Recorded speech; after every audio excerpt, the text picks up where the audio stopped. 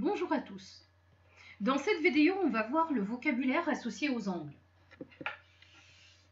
En 6e, vous avez appris la définition d'un angle. Cette année, on va définir différents types d'angles.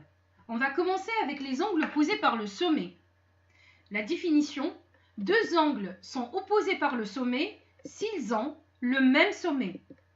Leurs côtés sont dans le prolongement l'un de l'autre. Illustrons cette définition par cette figure. On considère deux droites AB et CD qui sont séquentes en un point O.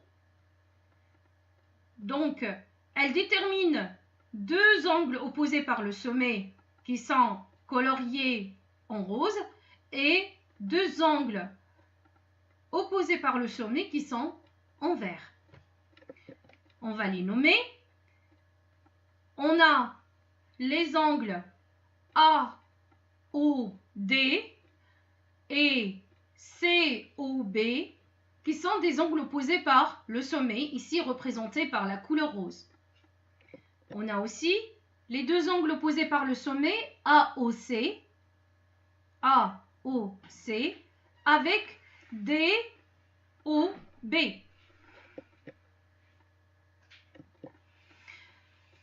On va voir une propriété des angles opposés. C'est une propriété très importante. Elle dit, si deux angles sont opposés par le sommet, alors ils ont la même mesure.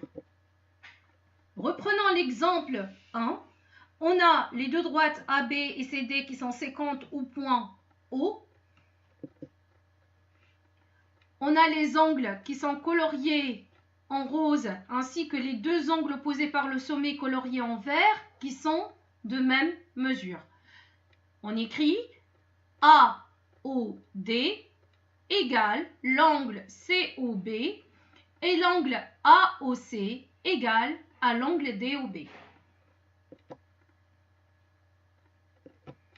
Passons à présent à définir les angles alternes internes. Soit deux droites D et D' et une séquente S qui coupe D et D' en deux points A et B. Deux angles sont alternes internes lorsque ils ont pour sommet A et B.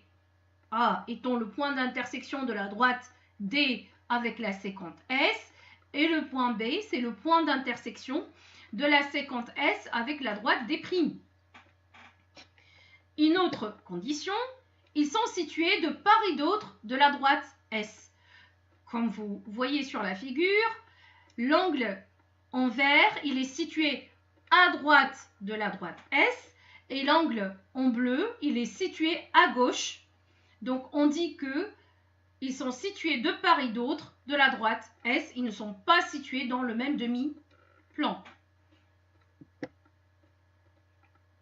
La dernière condition, ils sont entre les droites D et D'. Ça veut dire les deux angles, ils doivent être dans la zone délimitée par la droite D et la droite D'. À présent, on va voir le troisième type d'angle, les angles correspondants. Lorsqu'une séquente coupe les deux droites séquentes D et D' comme sur la figure ci-contre, vous voyez ici, la séquente, elle coupe D en A et elle coupe D' en B.